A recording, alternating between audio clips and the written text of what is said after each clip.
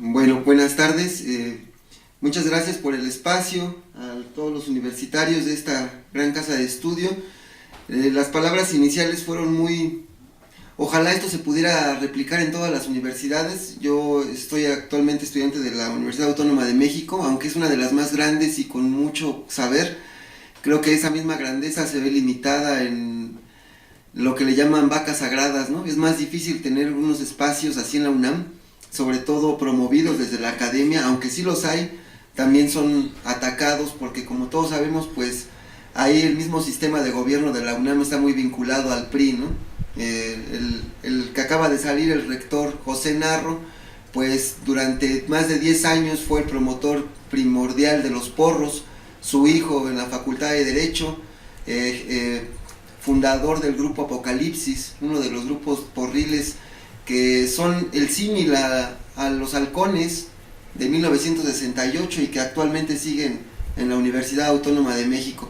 Es una de las desgracias que tiene esa gran casa de estudios.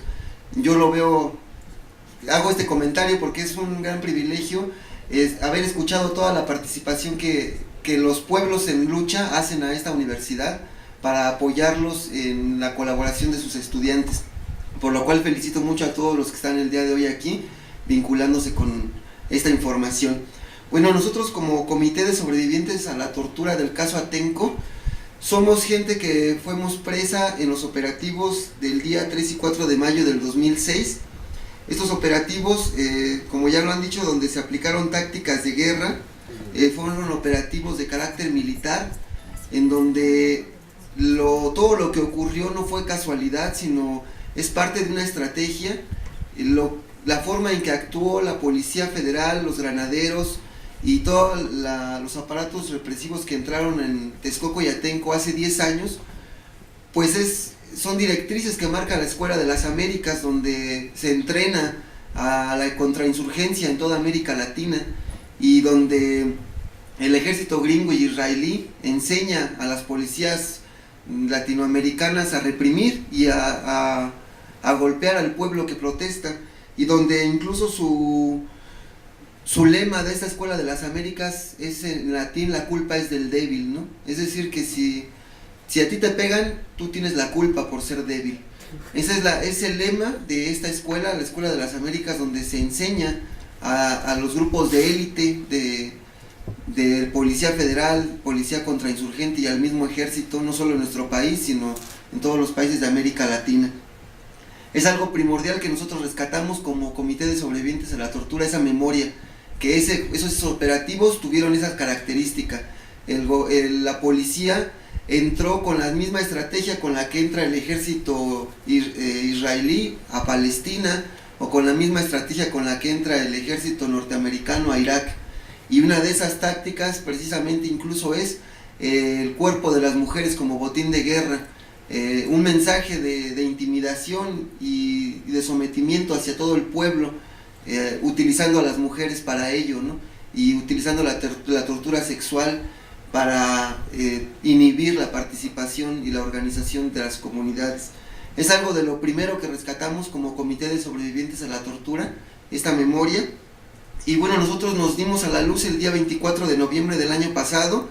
La conformación de este comité surge como una necesidad de hacer pública la farsa de justicia y fraude a la ley que el Estado mexicano pretende llevar con el fin de salir al paso de la denuncia que hicieron 11 de nuestras compañeras ante la Comisión Interamericana de Derechos Humanos en contra del Estado por los delitos de tortura sexual. Como decían, el informe está por resolverse.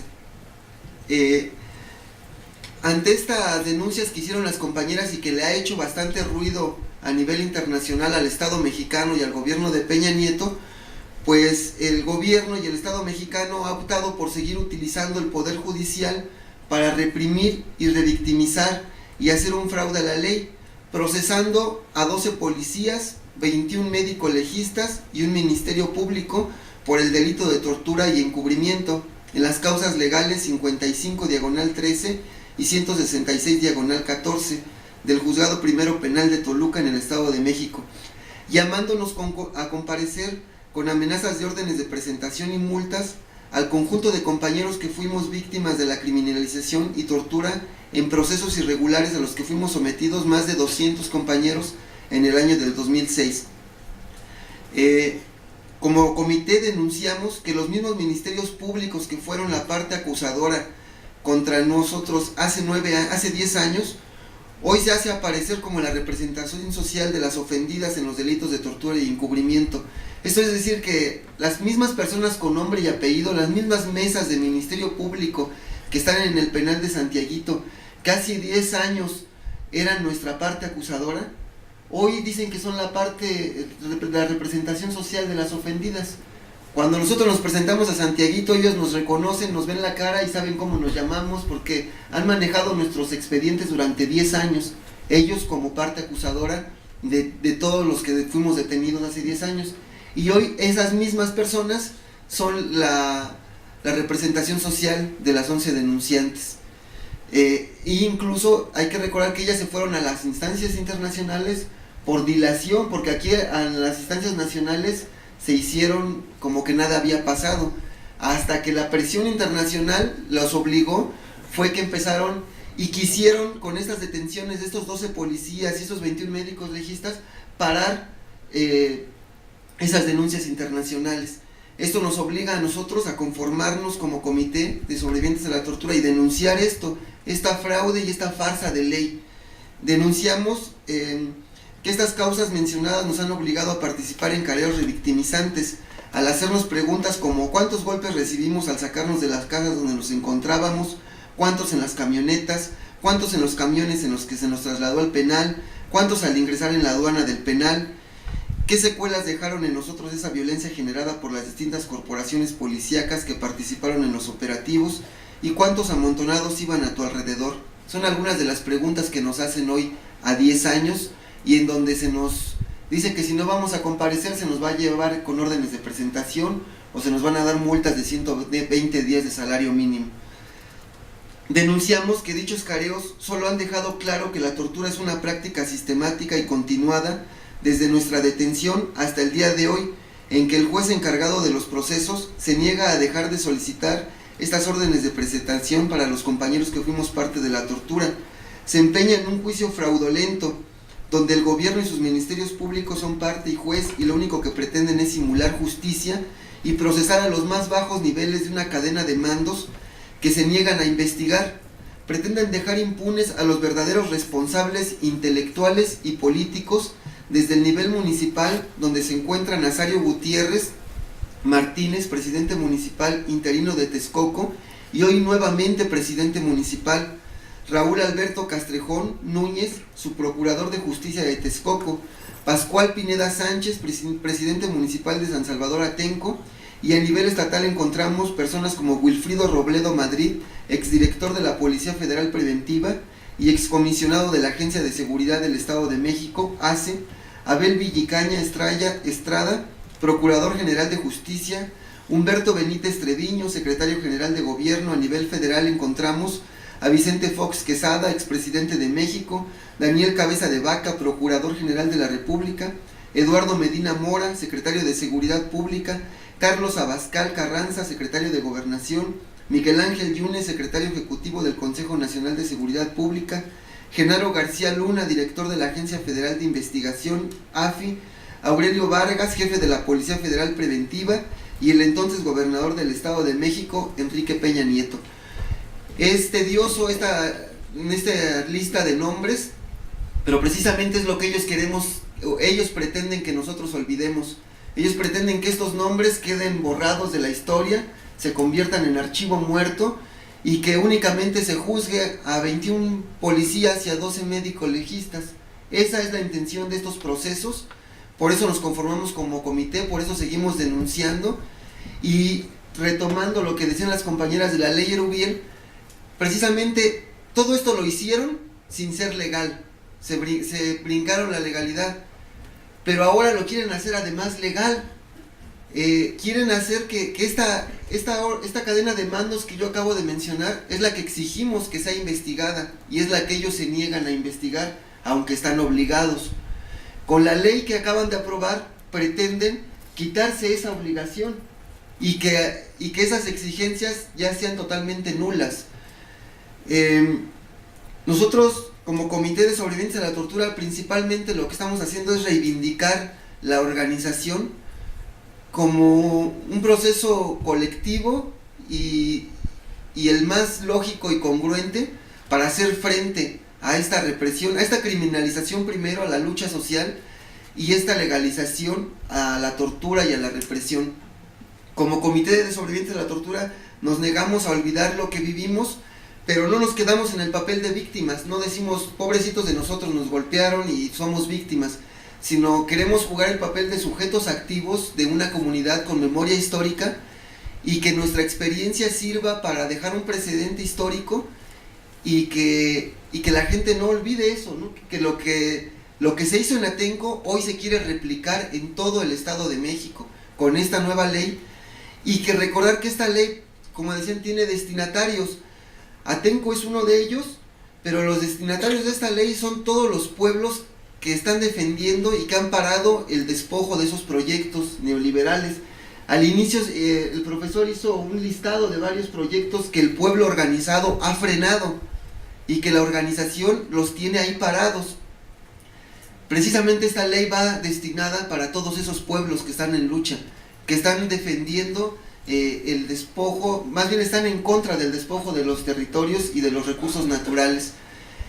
Como Comité de Sobrevivientes a la Tortura nos sumamos hacemos un pronunciamiento sumándonos en contra de esta ley, porque es violatoria de todos los derechos humanos, porque quiere replicar lo que se nos hizo a nosotros hace 10 años. Hacemos público que nosotros tenemos supuestamente las armas legales, porque no estaba permitido hacer todo lo que hicieron. Hubo uso de armas de fuego en ese operativo que supuestamente era policíaco y solamente era de disuasión. Hubo violación, hubo asesinato, hubo la muerte de un joven,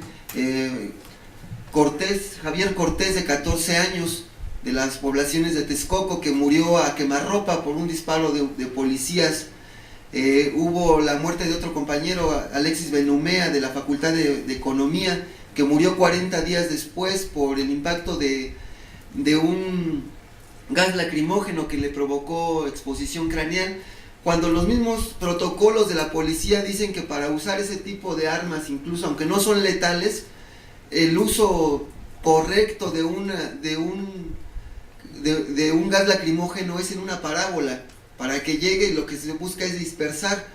En Atenco, y se replicó el 1 de enero cuando entró Peña Nieto a tomar el poder, los gases lacrimógenos se usan como de frente, provocando lesiones, y en caso del 1 de diciembre, cuando tomó posesión Peña Nieto, volvió a pasar lo mismo. Otro compañero, Cuy, murió por la misma causa después de haber estado también varios meses en coma, por la misma causa que Alexis Benumea, porque no se respetan esos disque protocolos que ellos mismos han creado para reglamentar el uso de la fuerza pública. Y bueno, y también hay algo importante: esos destinatarios ahorita son a nivel local del Estado de México, pero en un análisis que nosotros hacemos, creemos que esta ley es un piloto, es un proyecto pionero para llevarlo a todo el país, porque las luchas por la defensa de los recursos naturales están en todo el país. Está Cherán, están los Yaquis, está Michoacán, está Chiapas, Oaxaca, y junto con esta ley estatal también se aprueba a nivel federal los diputados una minuta que reglamenta el estado de excepción, una facultad que tiene el Ejecutivo para declarar un estado de guerra, un sitio, un toque de queda. Esta facultad se ha ocupado pocas veces en la historia, pero ha sido por criterio y ha tenido sus efectos políticos e históricos. Ahora quieren hacerlo tan fácil de que el presidente simplemente llene un formulario y con eso se ampare y él diga: se reunieron los requisitos para decretar un estado de excepción en tal estado o incluso a nivel federal. Aquí la dejaría. Nosotros como comité, eso es lo que estamos denunciando. Denunciamos también que se nos quiso usar a nosotros como esquiroles para tumbar la denuncia que habían hecho las compañeras a nivel internacional, A ellas se les ofreció y se les sigue ofreciendo una reparación del daño parcial que únicamente abarca lo económico. Ellas se han negado a aceptar esto porque su lucha es por dejar un precedente histórico que borre la tortura sexual de la práctica cotidiana del Estado mexicano. Y nosotros, como compañeros de esta tortura que vivieron ellas, pues no estamos dispuestos a jugar ese papel. Nos sumamos a denunciar estas farsas de estos juicios que siguen presentes a 10 años y que se han reactivado ahora con estos hostigamientos que se están viviendo en los pueblos. Siguen llegando nuevos citatorios para desmovilizar a la gente de la comunidad. Y bueno, nosotros creamos por ahí una pequeña consigna que decía que se nos intentó quitar la dignidad, la memoria y la tierra a través de la tortura, pero no lo lograron. Seguimos de pie, seguimos reivindicando la organización como la única forma de hacer frente a las injusticias del Estado y de los dueños del dinero. Gracias.